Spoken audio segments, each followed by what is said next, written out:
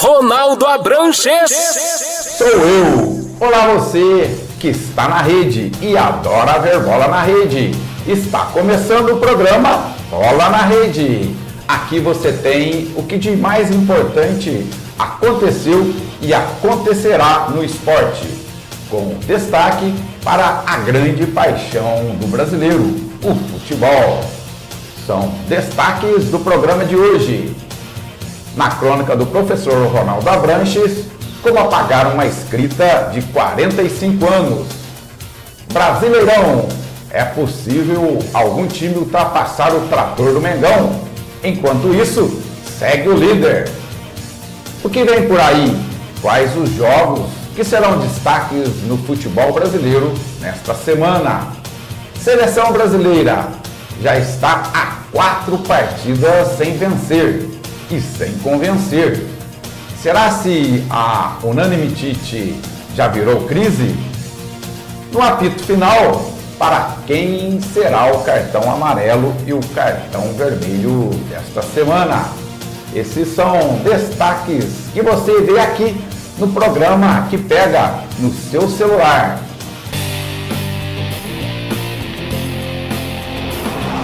O futebol contém algumas curiosidades que transcende aí a questão esportiva e muitas vezes entra na esfera psicológica, eu diria até esotérica.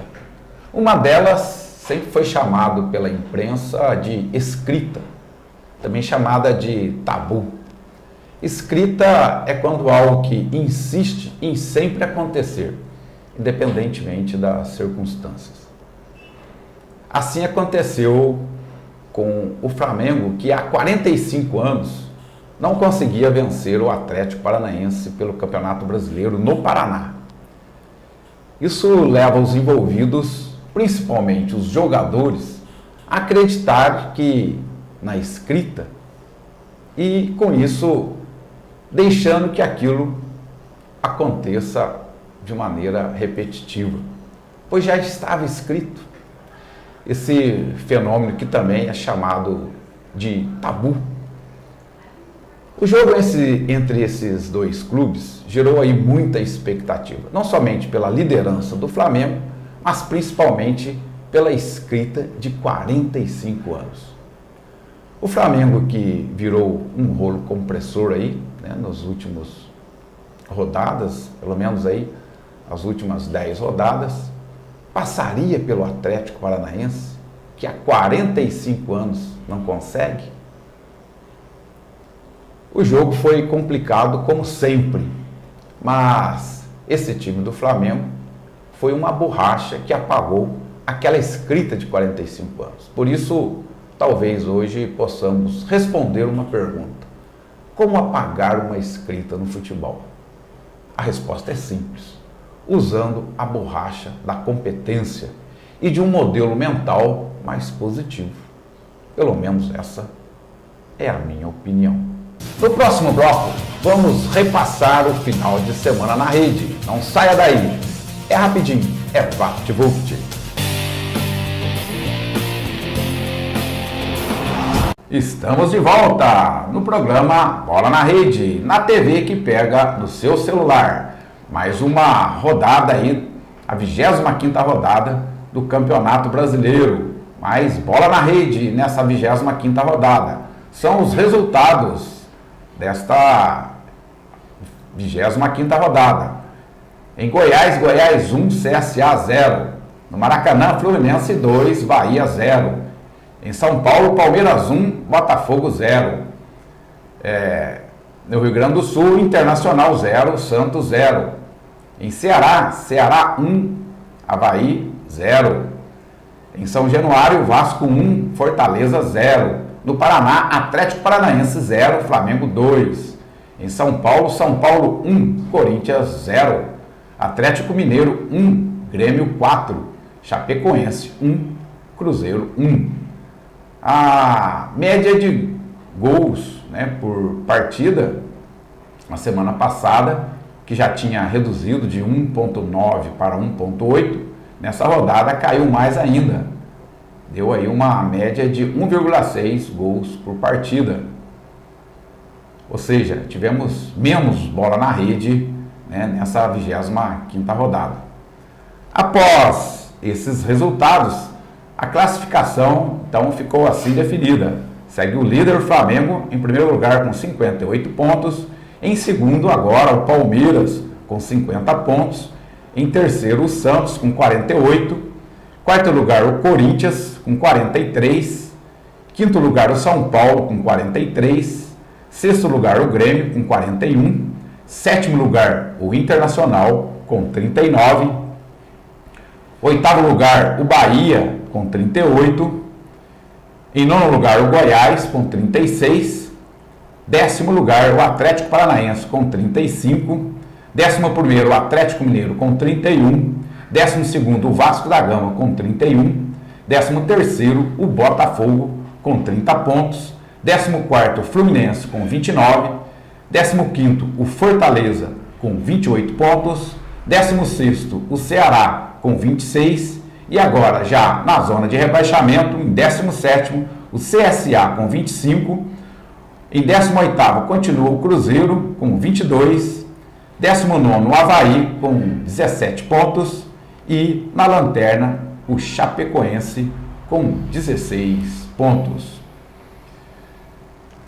O futebol é um esporte que integra, que faz amigos. Por isso, no Bola na Rede, todas as semanas temos um amigo visitante, um boleiro que adora futebol, como você que está na rede. E no programa de hoje, o meu grande amigo, professor Cirineu, acho que não precisa dizer, que todo mundo já sabe, botafoguense, né, sofrendo aí esse ano, e veio dar a sua opinião, a sua percepção, né, sobre o futebol. Campeonato Brasileiro, 25ª rodada. Cirineu, para você, o que foi o destaque nessa 25ª rodada? Ronaldo, é um prazer estar participando do Bola da Rede com você, é sempre uma satisfação poder estar falando do futebol. Eu diria que o destaque dessa rodada, na realidade foi uma rodada com poucos destaques, né? Nós temos que manter, que o Flamengo manteve a sua hegemonia, a sua superioridade no campeonato, e como você mesmo falou no início da sua crônica, quebrou um tabu, eu considero como um destaque, e os demais jogos também, que a maioria venceu em casa, portanto não teve muita surpresa na rodada, mas algumas vitórias sendo muito importantes, a do Vasco, que vem saindo da zona de rebaixamento, eu considero uma vitória extremamente importante para o campeonato, o Fluminense, que ganhou do Bahia, o Bahia é um time forte, o Fluminense também vem reconquistando a sua posição no campeonato, também a gente pode destacar essa vitória tanto do Fluminense quanto do Vasco, e a principal foi o Flamengo manter a distância, que está aí consolidando praticamente a conquista do campeonato em 2019. Perfeito. Para o bem, né, do campeonato, seria interessante que o Flamengo perdesse pontos e houvesse aí uma aproximação, né, entre aí pelo menos o segundo e terceiro colocado. E seria muito bom para o Campeonato Brasileiro, porque daria, né, uma maior competitividade, né? Então, isso que todo mundo espera, que em um determinado momento, né, e é natural, vai ter um momento que o Flamengo vai perder pontos. Todo mundo esperava que fosse nesse jogo, por isso eu também coloco como o jogo de destaque, porque a expectativa era muito grande em relação a esse jogo. Todo mundo estava esperando que o Flamengo fosse perder por dois motivos, principalmente. O desfalque dos seus jogadores e essa escrita, né, esse tabu em que o Flamengo não ganhava lá no estádio do Atlético Paranaense. Mas acabou não acontecendo e manteve aí essa distância, esse distanciamento aí entre o primeiro lugar do segundo colocado. Segue, tem muita rodada para rolar, né? Ou seja, nós de 38 rodadas estamos na 25ª. A grande questão, Cirineu, que a gente percebe aí em todos os programas esportivos, né, de todas as emissoras, rádio, televisão, jornal, não é tanto a questão da distância de 8 pontos, né? Tivemos caso, o próprio Flamengo em 2009 mostrou que ele estava lá, né, na 24ª a rodada a 8 pontos, né, do líder, que na época era... E chegou e foi campeão. A questão, né, da discussão que a gente percebe é a maneira que o Flamengo tem jogado, né, a superioridade que o Flamengo tem demonstrado ao seu jogo. Isso que tem levado muitos cronistas, especialistas, a estar afirmando que esse ano vai ser do Flamengo. O que você acha? A bem da verdade, o Flamengo ele tem uma grande torcida e ele conquistou ainda mais torcida com o time que ele está hoje. E aí tem duas torcidas do Flamengo, aquela que torce para o Flamengo ganhar e a outra que torce para o Flamengo perder. Portanto, ele é o destaque porque todo mundo torce contra o Flamengo. E todo mundo, os flamenguistas com certeza vão torcer a favor e todo o restante tudo torce contra o Flamengo, porque quer ver ele perder ponto. E a bem da verdade, o que você colocou muito bem, o Flamengo há muitos anos vem tentando montar time e agora conseguiu montar um time que está realmente destacando no campeonato. Então a gente assiste o jogo do Flamengo, é difícil bater o Flamengo hoje, com as equipes que nós temos aqui no Brasil. A equipe mais forte que a gente teria que pudesse combater o Flamengo seria o Grêmio. E a gente percebeu no jogo da Libertadores que o Flamengo ainda foi muito superior ao Grêmio, principalmente no primeiro tempo. Depois conseguiu equilibrar. Mas a bem da verdade é que o Flamengo está com uma equipe muito forte, muito bem estruturada. Não está fácil bater o Flamengo do jeito que ele está jogando. Agora, tem um ingrediente aí também que chama a atenção e tem chamado a atenção de todos, porque, obviamente, o Flamengo montou realmente um grande elenco. Exatamente esse time ainda, né, não estava ainda montado quando esteve na mão do Abel, mas grande parte dos jogadores já estava, e mesmo assim o Flamengo não estava conseguindo mostrar um grande futebol. Então, tudo bem, tem realmente um grande plantel, mas o que vem, né, de diferente é o técnico, a maneira que o técnico está treinando o time, conseguindo tirar o melhor de cada jogador. Aí tem um ingrediente, né, que a gente tem que analisar com muito cuidado, que é um técnico que vem de fora, com uma filosofia de jogo diferente dos técnicos aqui no Brasil, e por isso está chamando a atenção. Realmente, o técnico do Flamengo fez a diferença, está fazendo a diferença, porque ele tem uma filosofia de jogo diferente. Então ele soube aproveitar bem o elenco que tem nas mãos, é coisa que o técnico brasileiro não está conseguindo fazer. Os técnicos medalhões brasileiros, que você observar aí, o Mano Menezes, o Luxemburgo, o Filipão, ninguém conseguiu. O Filipão estava com um time excelente na mão também, time do Palmeiras, não conseguiu evoluir, né? O Santos está com um time com um plantel bem mais fraco do que o Palmeiras, mas tem um técnico estrangeiro, com uma filosofia diferente de jogo, e está conseguindo manter aí uma posição razoável dentro do campeonato, está brigando, né, nas pontas.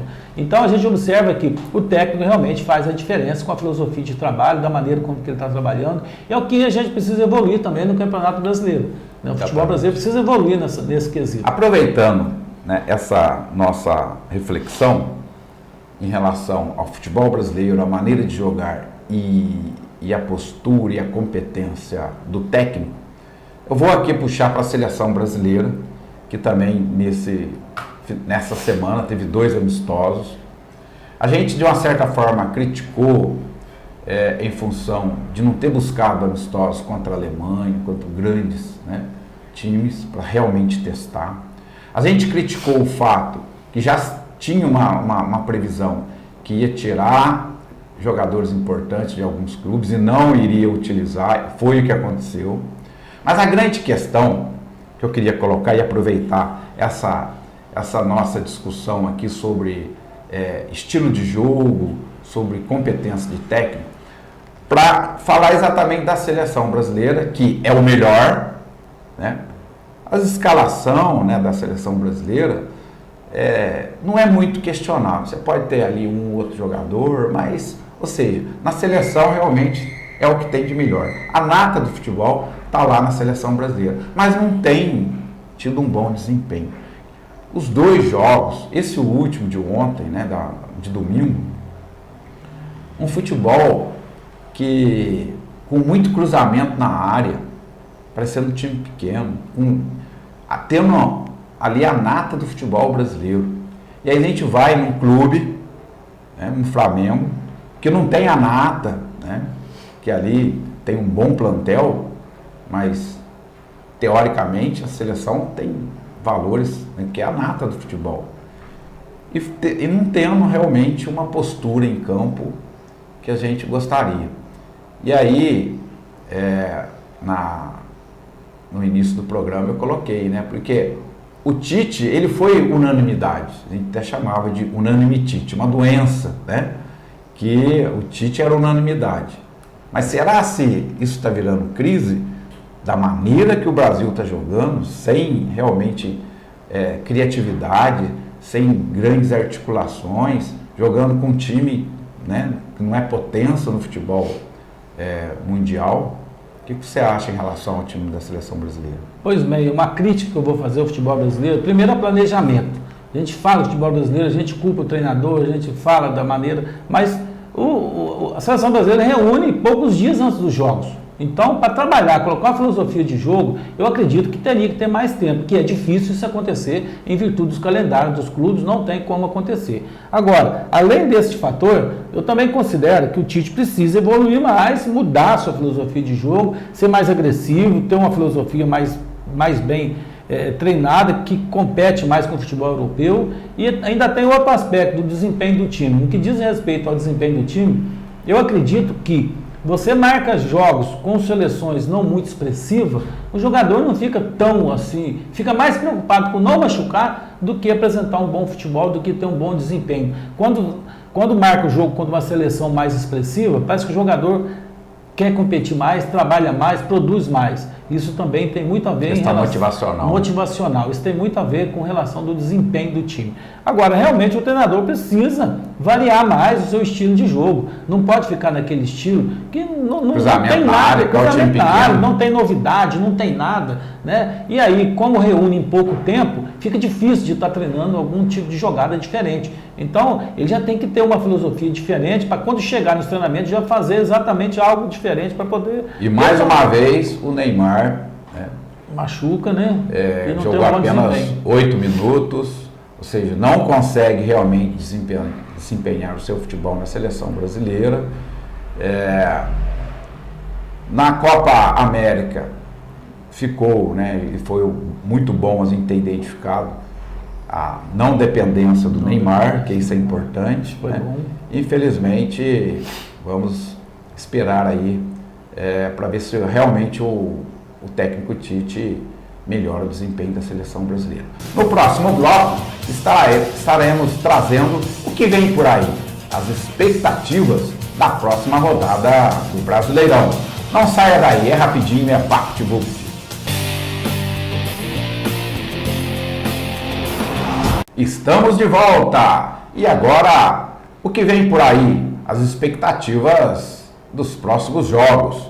Lembrando aí que a 26ª rodada do Campeonato Brasileiro terá os seguintes confrontos: Grêmio e Bahia, CSA e Atlético Mineiro, Fortaleza e Flamengo, Cruzeiro e São Paulo, Palmeiras e Chapecoense, Vasco e Botafogo, clássico carioca, Goiás e Corinthians, Santos e Ceará, Avaí e Internacional, Fluminense e Atlético Paranaense.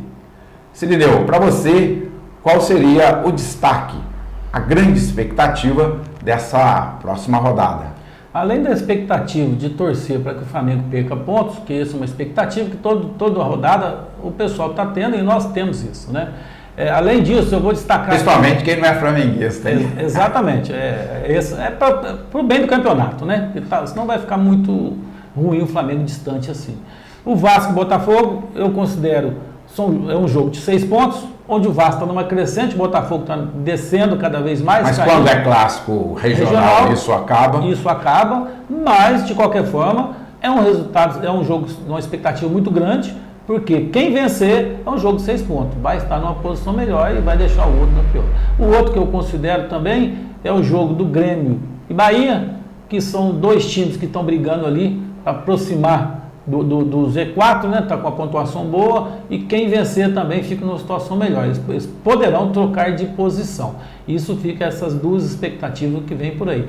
Além de dar o destaque também o jogo do Cruzeiro e São Paulo, que o Cruzeiro precisa reabilitar no campeonato e vai pegar uma pedreira, que o São Paulo também está crescendo. Então esses três é o meu É destaque. impressionante esse plantel do Cruzeiro continuar sem conseguir realmente vencer no Brasileirão, né? E a cada rodada vai aumentando a pressão.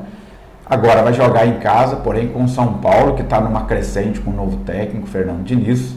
Realmente é uma grande expectativa. O jogo em casa aumenta a pressão, né, Ronaldo? Sem dúvida. Porque ele tem que ganhar. Tem que ganhar. Essa semana houve mudanças, né, na diretoria do futebol. O Perrella voltando, né, a mandar o futebol do Cruzeiro.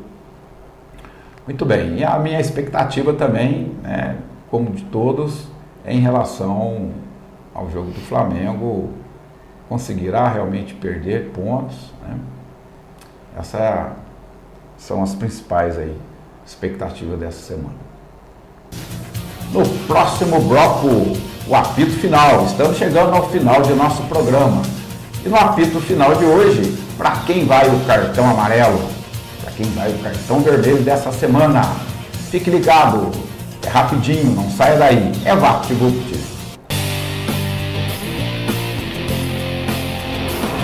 Estamos de volta, e agora no apito final. E no apito final de hoje, Cirineu, para quem você dá o cartão amarelo?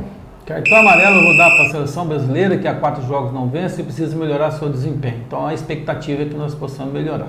Cartão amarelo, então, para o desempenho da seleção brasileira.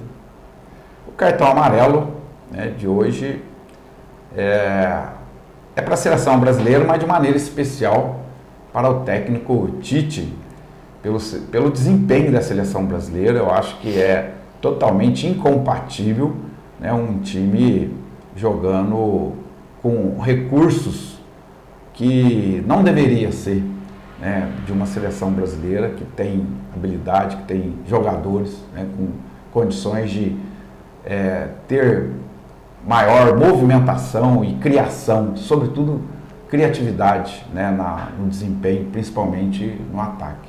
Muitos jogos, né, muito jogadas e aí de cruzamento na área que é para time limitado que não tem recursos, e a seleção brasileira é a nata do futebol brasileiro. Talvez a seleção brasileira precisa de volta olhar a origem, né, do futebol brasileiro. E o cartão vermelho? Para quem vai o cartão vermelho dessa semana? Cirineu, para quem você manda o cartão vermelho? Cartão vermelho vai para o Montenegro do Botafogo, que deixou vazar um áudio aí falando sobre a equipe do Botafogo, sobre jogadores, coisas particulares, que isso não pode ocorrer dentro de um clube, não pode ocorrer dentro de uma liderança como é o Montenegro, que tem aí vai voltar para o futebol do Botafogo, e ele não pode deixar transparecer isso, principalmente na situação que o Botafogo está vivendo hoje, que precisa mais do que nunca unir o clube, e as palavras que ele colocou lá, a fala dele, na realidade é desagregadora. Então o cartão vermelho vai para ele. Olha, né, o que é os dirigentes do futebol brasileiro. Como que o técnico novo, né, que acabou de ser contratado, né, vai trabalhar sabendo que a ideia de uma pessoa forte politicamente, do grupo talvez a mais forte politicamente, já tem em mente que ele não serve para comandar o time do Botafogo. É uma coisa absurda. Então, realmente merecia mesmo, foi muito bem dado aí o cartão vermelho para esse dirigente. Eu gostaria de dar o cartão vermelho de hoje, né, mais uma vez, para o jogador Neymar. Contusão, isso pode acontecer, né, algo involuntário, pode acontecer com qualquer jogador, né, mesmo nós aí, peladeiros, constantemente estamos, né, tendo esse tipo de situação. O cartão vermelho vai muito mais pela cabeça do jogador. Será se essas contusões repetitivas do Neymar não tem sido pela maneira como ele tem tratado o seu principal instrumento de trabalho, que é o seu corpo, que é a sua mente, Essa é a grande questão. São muitas. É um jogador que não tinha histórico de contusões.